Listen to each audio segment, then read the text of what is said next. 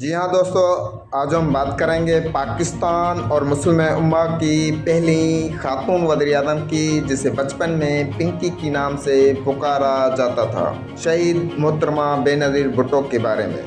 بے نظیر بھٹو 21 جون 1953 پاکستان کے صوبے سندھ کے مشہور شہر کراچی میں پیدا ہوئی۔ وہ پاکستان کی تاریخ کے سب سے بڑے رہنما ذوالفقار علی بھٹو کی بڑی بیٹی تھی۔ وہ ایک بہادر لیڈر کی بیٹی تھی۔ ذوالفقار علی بھٹو پاکستان کی تاریخ میں سب سے زیادہ مقبول اور بہترین لیڈر طور پر تصور کیا جاتا ہے۔ ان کی بیٹی شہید محترمہ بے نظیر بھٹو بھی بہادر اور باغی لیڈر تھی، جس نے وقت کے فرعونوں کو للکارا اور شہید کیا گیا۔ انہوں نے اپنی شخصیت اور بہادری سے اپنا مقام حاصل کیا۔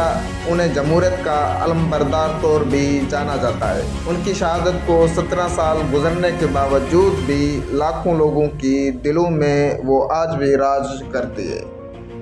بے نظیر بھٹو نے شروعاتی تعلیم جینگز نرسری اسکول کراچی سے حاصل کی اور پھر جیسس اور میری کنوینٹ سے حاصل کی۔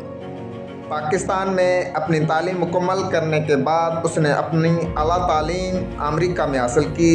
بے نظیر بھٹو نے 1969 سے 1973 تک ریڈ کلف کالج میں تعلیم حاصل کی اور پھر ہارورڈ یونیورسٹی میں داخلہ لیا، جہاں انہوں نے بیچلر آف آرٹس میں ڈگری کی۔ اس کے بعد وہ برطانیہ چلی گئی، جہاں اس نے آکسفورڈ یونیورسٹی میں بین الاقوامی قانون اور سفارتکاری کا کورس مکمل کیا۔ 1977 میں chief of army staff general Zia الحق نے ذوالفقار علی بھٹو کی حکومت ختم کر کے ملک میں مارشل لا نافذ کیا اور ذوالفقار علی بھٹو کو قید کر کے خود تخت پہ بیٹھ گیا، اور اسی سال محترمہ برطانیہ سے تعلیم مکمل کر کے پاکستان واپس آئی اور سیاست میں آنے کا اعلان کیا۔ 1979 میں ضیاء الحق کی حکومت نے ذوالفقار علی بھٹو کو پھانسی دے دی۔ محترمہ نے حکومت کے خلاف تحریک چلائی، مگر کئی بار گرفتار کیا گیا اور 1984 میں ملک سے جلا وطن کیا گیا۔ اس سے پہلے محترمہ 3 سال تک نظر بند رکھا گیا۔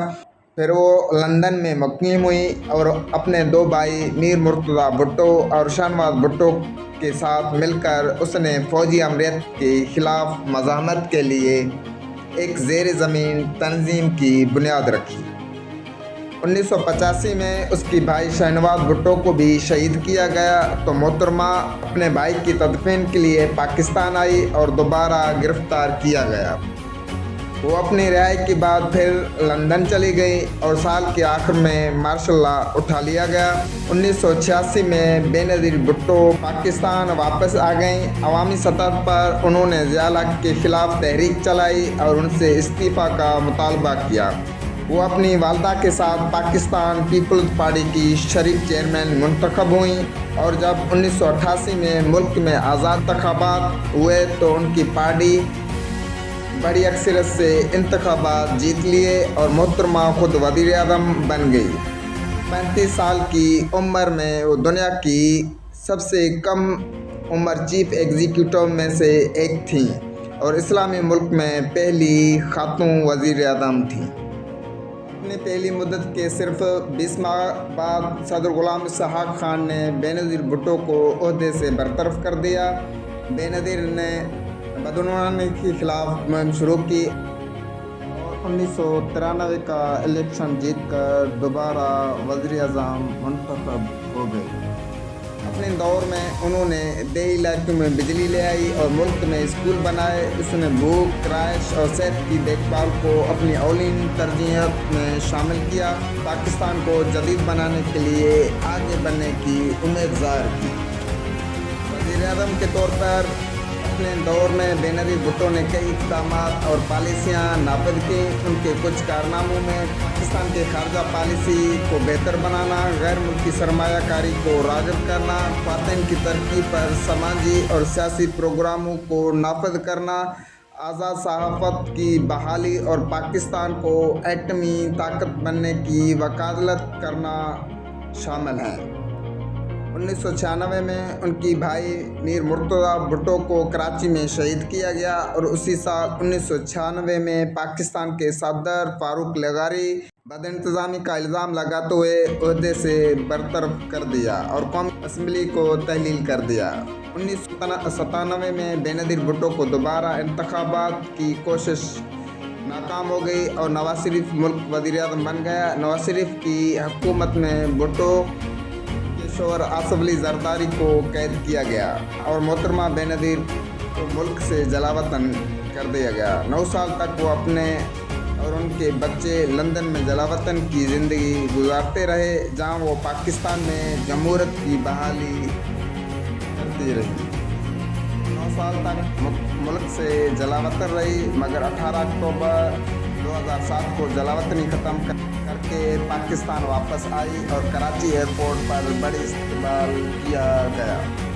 जब नवंबर 2007 को जनरल परवेज़ मुशर्रफ ने इमरजेंसी लगा दी और जजेस को हटा दिया गया। मोहतरमा इमरजेंसी ख़त्म करने और जजेस को बहाल करने के लिए मुशर्रफ के खिलाफ तहरीक चलाई, मगर 27 दिसंबर 2007 में रावलपिंडी में जलसे के दौरान शहीद किया गया।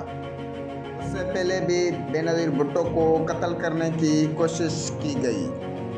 पहले कातलाना हमले में बच गई, मगर उस हमले में 100 से ज़्यादा लोग हलाक हो गए। बेनज़ीर भुट्टो जनवरी 2008 के इलेक्शन में सबसे ज़्यादा मकबूल लीडर थे। उनकी पार्टी पाकिस्तान पीपल्स पार्टी एक ऐसी फतह के लिए थी कि बेनज़ीर भुट्टो को एक बार फिर वज़ीर-ए-आज़म बनाएगी, मगर बेनज़ीर भुट्टो को उससे पहले शहीद किया गया।